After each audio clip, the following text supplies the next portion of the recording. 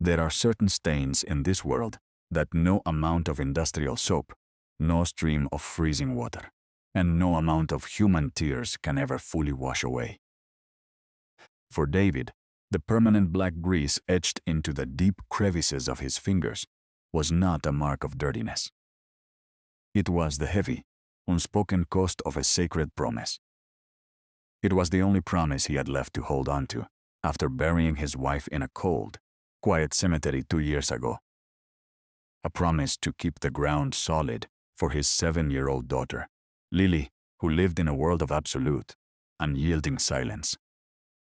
If he failed to secure the money for her treatment by the end of this month, that silence would become permanent, and her chance to ever hear his voice would vanish forever. Every single day, David worked 14 agonizing hours at the elite luxury garage downtown, deep in the heart of the city's wealthiest district.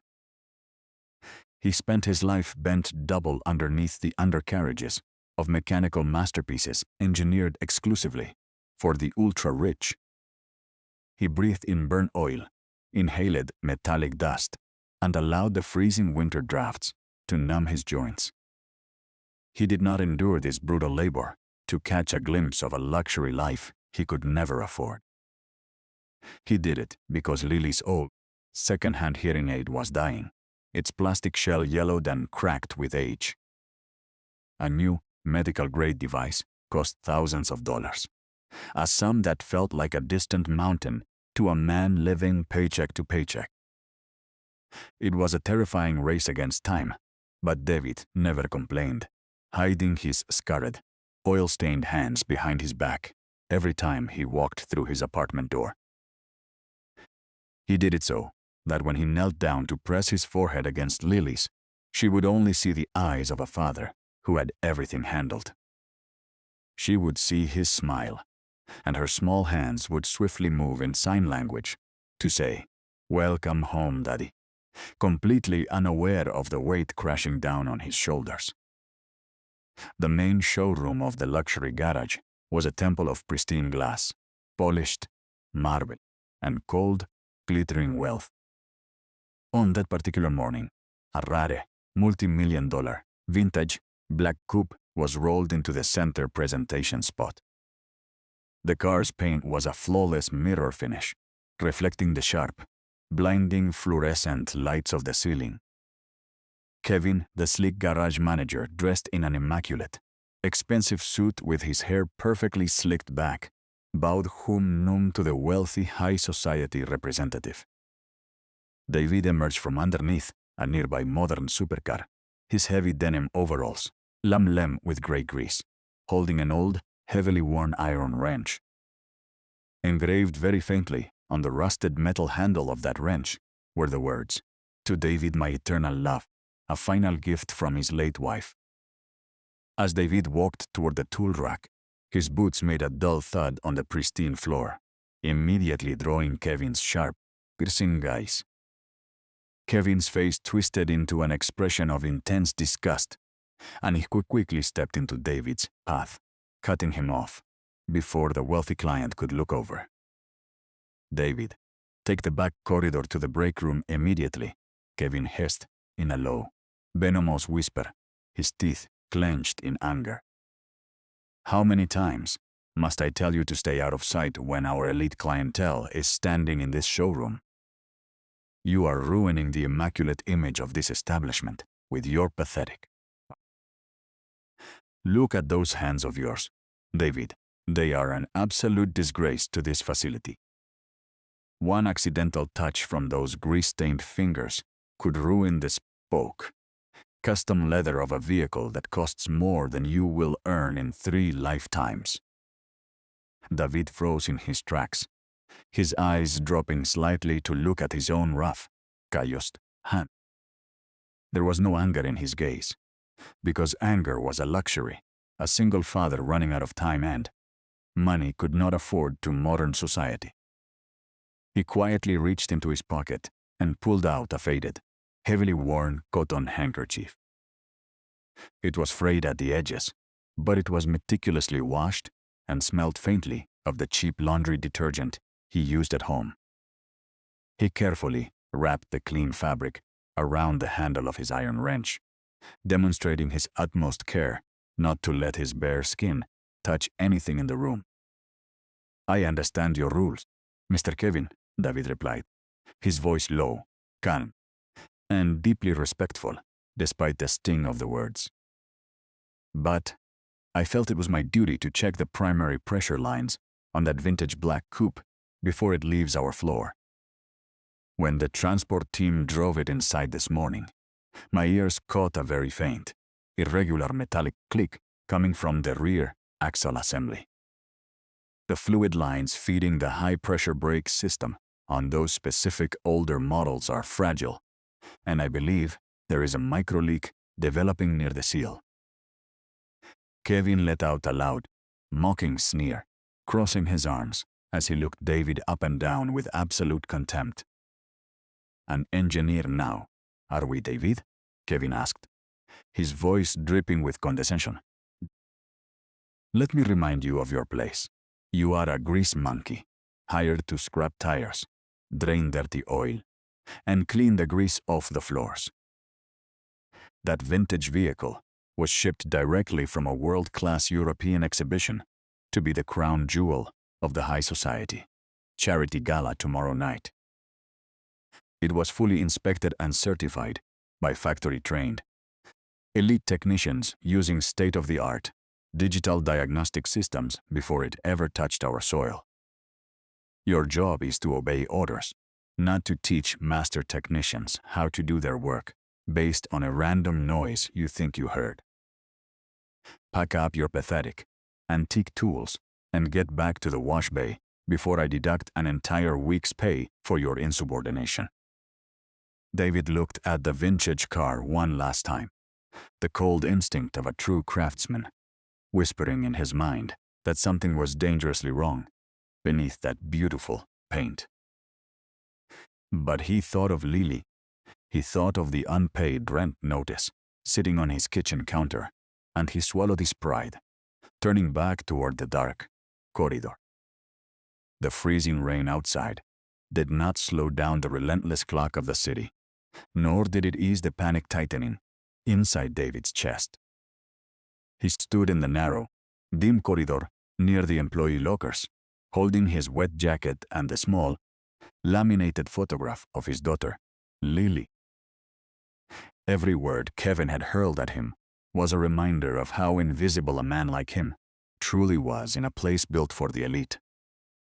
But David could not let his mind drift toward anger, because anger would not pay the overdue rent, and it certainly would not buy the new medical-grade hearing aid Lily desperately needed.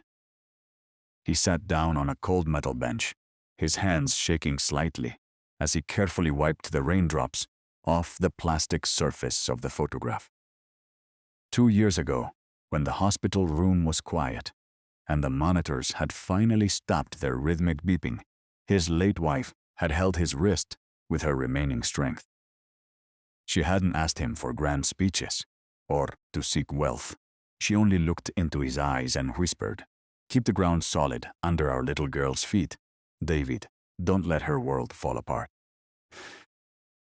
That promise was the entire framework of his life, the silent fuel that drove him through every double shift and every humiliation. And now, standing in the shadows of the luxury garage, after being thrown out like garbage, he felt as if the ground beneath his own feet was turning to dust. In his pocket, he had exactly $45 left, not even enough to cover a fraction of the utility bills, let alone the specialized tuition for Lily's school. The shame was a heavy, suffocating wave, creeping up his throat, even though he knew he had done absolutely nothing wrong. The European technicians had signed off on the luxury coupe. The digital diagnostics had displayed a clean row of green lights, and the system had declared the car perfect. Yet, David knew that computers could not feel the microscopic structural fatigue of an old metal housing, and they could not hear the frantic, silent warning of a hairline fissure under high stress. He walked out into the downpour, his boots sinking into the shallow puddles of the alleyway, his tools clinking softly inside his pocket. He could have walked straight to the bus stop, gone home, and spent the night hunting for a new low-wage job on his phone. But the image of that vintage black coupe accelerating on the steep mountain curves of the highway after the gala wouldn't leave his thoughts. It was an engineering trap, a beautifully polished coffin waiting for an unsuspecting soul to turn the ignition key. David arrived at his small apartment well past midnight, his clothes soaked to the skin, and his body aching from the damp chill. The rooms were quiet, illuminated only by the soft, ambient glow of a street lamp slicing through the thin kitchen curtains. He moved silently across the creaking floorboards, checking on Lily, who was sound asleep, her dark hair splayed across her pillow and her yellowed hearing aid resting on the nightstand beside her. He looked at her peaceful, unbothered face and felt a profound, aching terror. Tomorrow, the illusion of safety he had built brick by patient brick over the last 2 years would begin to fracture. He would have to tell her why he wasn't leaving for work in the morning, why money was tighter, and why the new device would have to wait. He sat at the kitchen table in the dark, staring at his rough, grease-stained palms, running the terrifying arithmetic of survival over and over until the sun began to rise. By the next evening, the rain had cleared, leaving the city air crisp, cold, and sharp. The grand entrance of the Grand Plaza Hotel was transformed into a paradise of pure luxury, a dazzling display of wealth designed to celebrate the elite. A thick, immaculate crimson red carpet stretched across the wide concrete sidewalk, leading up the grand marble steps toward the gilded double doors. Paparazzi flashes exploded in brilliant bursts of white light every few seconds, capturing the arrival of influential politicians, corporate giants, and old money heiresses. They stepped out of their long, chauffeured limousines clad in custom-tailored tuxedos and flowing haute couture dresses, their diamonds catching the glare of the spotlights. Across the busy avenue, completely hidden by the deep shadow of an iron street lamp, stood David. His hands were buried deep inside his torn jacket pockets, his fingers tightly gripping his late wife's worn iron wrench. He had been standing on that concrete corner for nearly 3 cold hours, his teeth chattering silently, his eyes never leaving the valet lane. He watched the stream of comfortable people flow past, noticing the way the hotel doorman smoothly redirected anyone who didn't look like they belonged on that red fabric. David knew that trick of the eyes. He had experienced it his entire adult life. The instant, practiced recalculation. People make to look straight through you, as if you were made of glass. To the security detail patrolling the perimeter, he was just an unalarming, ragged figure loitering in the cold, easily pushed aside if he stepped a single inch closer. But David wasn't there to protest, nor was he there to beg for his job back from Kevin, whom he could see standing near the VIP canopy, laughing with the event coordinators. He was there because he knew the vintage black coupe was scheduled to arrive exactly at 8 o'clock, driven by the evening's guest of honor. At precisely 5 minutes to 8, the low, unmistakable, rumbling growl of the classic European engine echoed down the avenue. The vintage black coupe crawled into the valet lane, its hand-polished paint gleaming like liquid obsidian under the brilliant hotel chandeliers. The crowd of photographers surged forward, their shutters clicking frantically as the car came to a smooth halt directly in front of the red carpet. The heavy driver's door swung open, and an elegant elderly gentleman with snow-white hair and an immense, commanding presence stepped out into the light. It was billionaire Arthur, the legendary industrial pioneer, a man whose manufacturing empire had built half the city skyline, and a revered figure known for his absolute devotion to mechanical perfection. Kevin immediately stepped forward, holding a large umbrella he didn't need, his face twisted into a wide, sycophantic grin as he bowed deeply to the billionaire. "Welcome, Mr. Arthur. It is an absolute honor to have your masterpiece serviced by our facility for this magnificent evening," Kevin said, his voice dripping with false warmth. Arthur offered a brief, polite nod, reaching back into the car to assist his elderly wife, who was wearing a beautiful silk gown and a string of priceless pearls. David saw the elderly couple step out. He saw the steep dock road leading away from the hotel toward the high-speed highway pass, and his heart hammered violently against his ribs. There was no more time for hesitation, no more room for the quiet caution that had kept him safe for 45 years. He pulled his hands from his pockets, let go of the shadow of the street lamp, and sprinted directly toward the center of the red carpet. The crisp winter wind cut through David's thin shirt as he accelerated his pace, his worn work boots pounding against the rain-slicked pavement.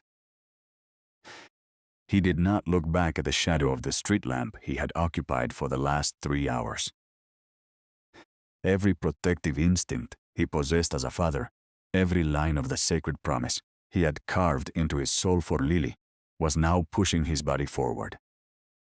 The red carpet of the Grand Plaza Hotel loomed ahead, a vibrant, continuous river of luxury that felt completely alien to a man whose hands were permanently blackened by industrial labor. Security guards in pristine black suits moved with immediate, military precision, their arms extended to shove David backward before his heavy boots could even graze the clean edge of the fabric. "Get your hands off him," Kevin screamed, his voice cracking into a high-pitched, panicked shriek as he lunged forward to shield the vintage black coupe. "This man is a disgruntled, completely unstable former employee whom I personally terminated last night for property damage.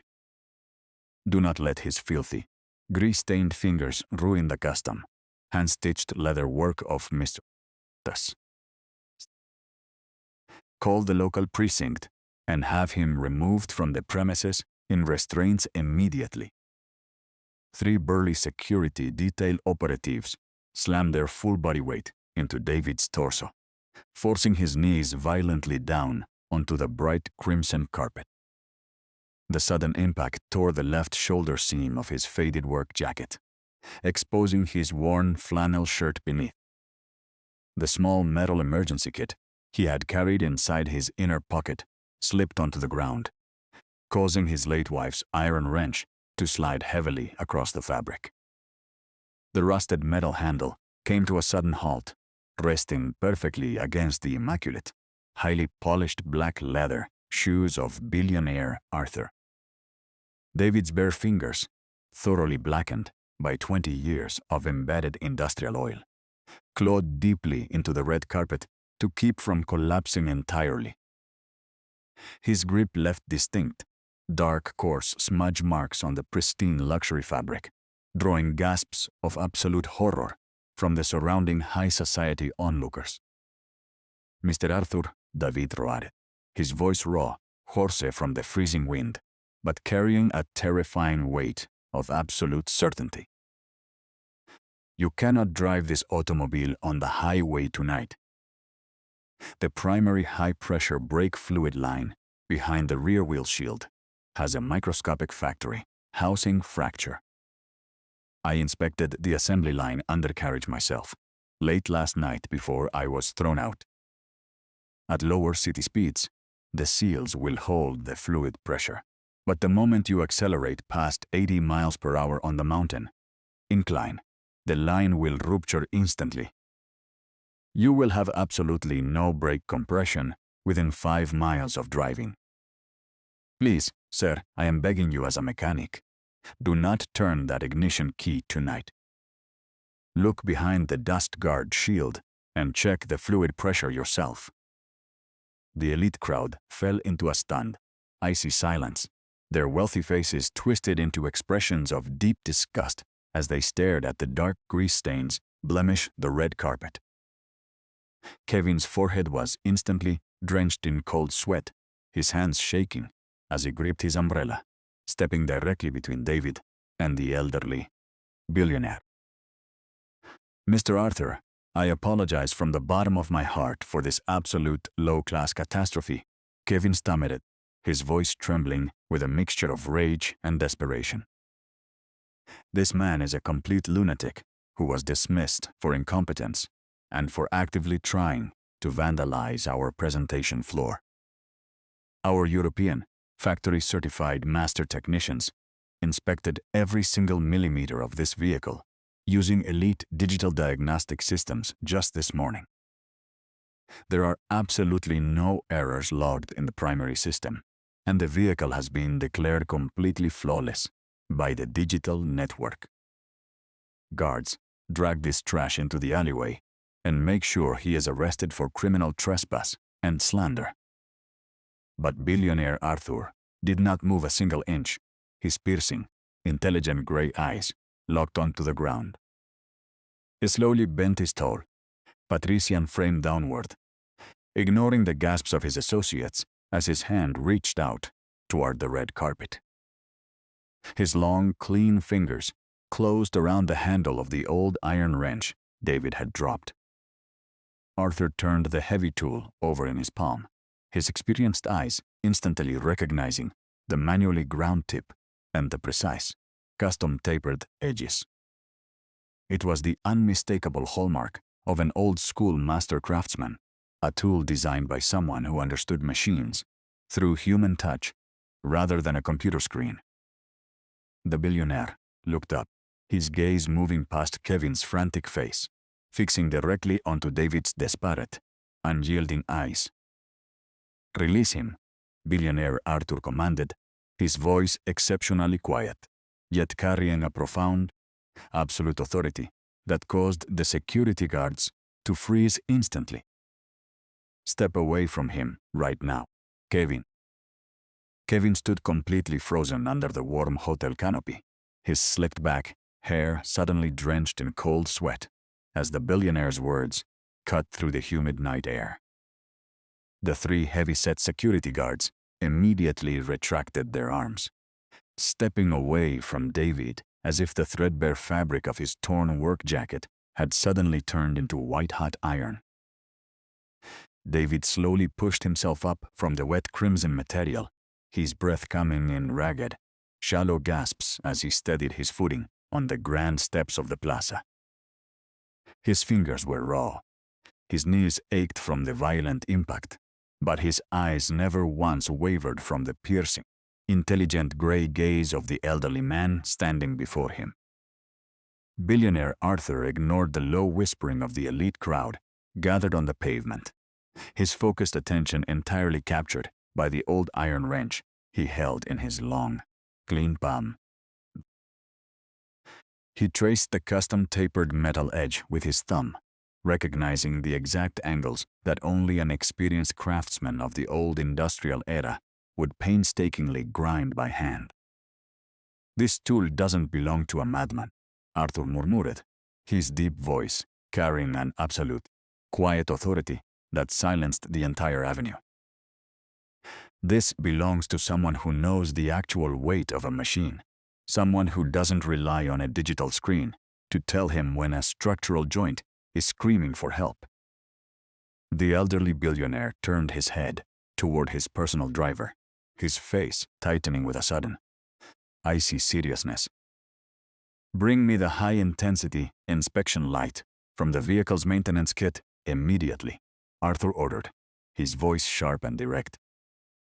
Kevin took a frantic step forward, his hands trembling violently as he tried to block the driver, his sycophantic smile turning into a grotesque mask of panic. "Mr. Arthur, please, I implore you not to listen to this terminated employee's ridiculous fabrications," Kevin stammered, his forehead sleek with perspiration.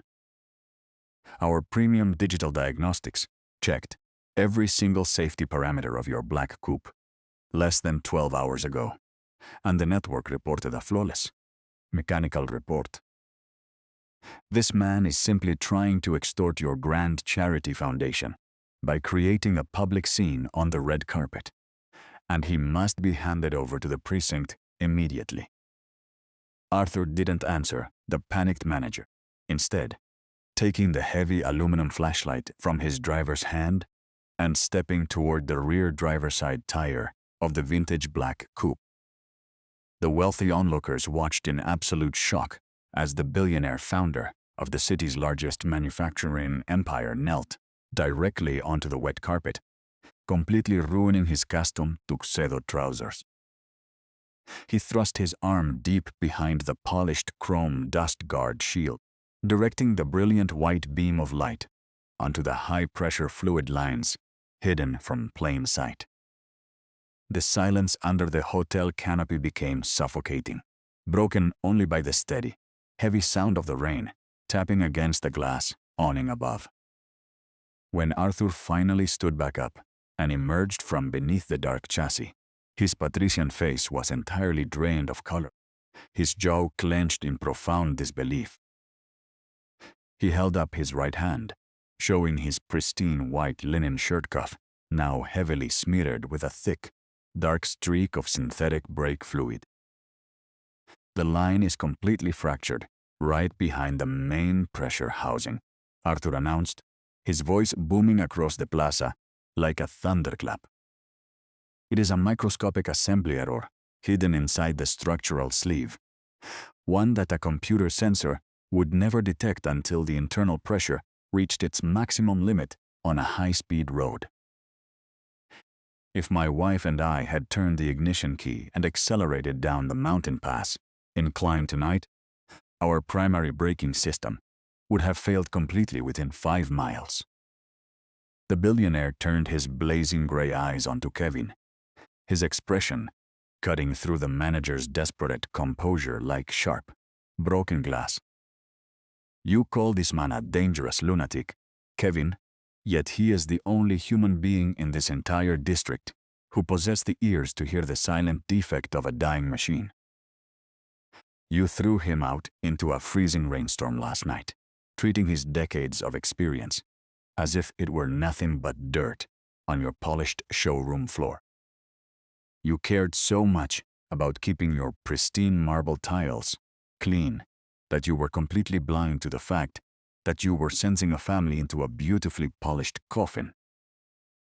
As the chief benefactor of the elite automotive network, I am officially terminating every single logistics, storage, and maintenance contract with your facility effective immediately. And I will personally contact every investment board in this state to ensure your name is permanently barred from ever managing an industrial operation again. You are finished in this industry. Kevin and the local authorities will be fully informed of the gross negligence you tried to cover up tonight. The arrogant manager crumbled, his umbrella slipping from his fingers as 2 hotel security guards firmly took him by the elbows, dragging his trembling frame off the red carpet into the darkness of the side alley. Arthur turned back toward David, stepping over the stained crimson fabric without a single ounce of hesitation. He extended his long, clean hand, offering a firm, respectful grip to the weary father, whose fingers were still covered in the black oil of his honest labor. Your hands are not dirty, David, billionaire Arthur said softly, his voice full of a deep, human warmth. They are the cleanest, most honorable thing I have witnessed in this entire city tonight. And I would be an absolute fool not to want a man of your character leading my people. David stood entirely motionless on the wet crimson fabric, the heavy aluminum flashlight still trembling slightly in his grease-stained hand as the words of the elderly industrialist washed over him. For the first time in 2 terrible, sleepless weeks, the crushing, suffocate weight that had flattened his lungs began to crack open, The cold rain continued to pool around the thick rubber soles of his worn work boots, but he no longer felt the freezing draft slicing through the torn shoulder seam of his jacket. He looked down at billionaire Arthur's extended palm, a hand that held the power to shape the destiny of entire industries, waiting patiently for a response from an unemployed mechanic. Something deep inside David's chest, a rigid barrier he had built out of fierce working-class pride and the terrifying necessity to remain strong for his daughter, completely gave way. He wasn't being handed a generic, pitying envelope of charity cash, nor was he being looked down upon as a broken social case, needing a handout from the wealthy elite. He was being offered a position of genuine, indisputable value, a role earned entirely by the merit of his scarred skin, his sharp ears, and his absolute refusal to compromise on human safety. He reached out his right arm, allowing his heavily calloused, oil-blackened palm to lock into the clean, firm grip of the manufacturing tycoon. The physical contrast between the two men was stark under the brilliant hotel chandeliers, but the absolute mutual respect binding their handshake was undeniable to everyone watching. "I accept the position, Mr. Arthur," David said, his voice dropping to a low, emotional rasp, his throat tightening as he swallowed the remaining traces of bitter exhaustion. "I will ensure every single machine that passes through your center operates with absolute, unyielding mechanical perfection. You have my word as a craftsman." Arthur tightened his grip, his intelligent gray eyes reflecting a deep satisfaction as he patted David's shoulder with his left hand, entirely unbothered by the wet grease transfer. "Your word is worth more to me than a mountain of laboratory certificates, David," the billionaire replied warmly, his voice carrying an unmistakable sincerity. "My driver will transport you and your tools to our central administrative headquarters tomorrow morning at 9 o'clock sharp to finalize your terms. Now please return home to your family. You have performed a monumental service for my estate tonight, and you have earned your rest." David offered a deep, respectful bow to the elderly couple, carefully retrieved his late wife's iron wrench from the carpet, and stepped backward into the crisp night air. He did not wait to watch the paparazzi resume their frantic flashing, nor did he look back at the grand glass canopy of the hotel as he sprinted toward the nearest public transit station. When he finally cracked open the front door of his small apartment, the interior was enveloped in the quiet, comforting familiar warmth of a home that had survived the storm. He moved silently across the linoleum kitchen floor, shed his damp outerwear, and carefully placed the iron wrench onto the center of the wooden table. He walked into Lily's tiny bedroom, finding his 7-year-old daughter resting peacefully under her thin wool blanket, her chest rising and falling in a rhythmic, undisturbed slumber. He knelt beside the frame of her mattress, his large, rough hand gently stroking her dark hair, ensuring his grease-stained fingers only touched the crown of her head. The silent, terrifying arithmetic of survival that had kept him upright at the kitchen counter at 2 o'clock in the morning, for 14 days straight, was suddenly gone. The overdue rent notice, the utility warnings, the dark fear of being erased by a city that found it easier to look past the poor. All of it had evaporated on a red carpet. He didn't have to deliver the agonizing, gentle speech he had rehearsed 100 times in his head. He didn't have to tell a frightened child that the ground beneath her feet was crumbling. Tomorrow, he would sit her down and use his hands to tell her a completely different story, a story about how her mother's wrench had saved a life, and how a new, clear world of sound was finally coming to meet her. 2 large, warm tears broke from the corners of David's eyes, cutting clean paths through the embedded black oil on his cheeks, dripping softly onto the fabric of her blanket. He bowed his head against the mattress, letting out a long, silent sob of absolute relief, keeping his shoulders steady so he wouldn't disturb the profound, beautiful peace of her world. The transition from the desperate grind of the streets to the high-level operational floors of Arthur's National Heritage Center did not change the core of who David was. Within 3 months, the facility became a sanctuary for old-world mechanical precision, its massive base filled with the finest historical machinery in the country. David walked the polished concrete floors, dressed in a clean, dark blue inspector's uniform, but his fingers remained proudly etched with the permanent black ink of his trade. He was no longer invisible. His signatures on safety logs carried the weight of law across the engineering division, and his expertise was revered by technicians half his age. But the most monumental transformation did not occur within the walls of his new administrative office. It occurred in the quiet moments of his family life. Lily's new, advanced medical hearing aid arrived on a bright Tuesday afternoon, delivered by the top audiologist in the state under the corporate health umbrella Arthur had provided. David sat across from her at their new, sturdy kitchen table, his heart thumping with a frantic, beautiful anticipation as the specialist calibrated the internal digital micro-receivers. The small indicator light on the device turned from a steady red to a vibrant, pulsing green, signaling that the acoustic channels were fully open to the room. Lily's eyes suddenly widened to twice their normal size, her small shoulders jumping slightly as the ambient sound of the refrigerator hummed into her awareness. David leaned forward, his hands resting flat on the wood, his face radiant with a profound, unconditional love that had endured every humiliation the city could throw at him.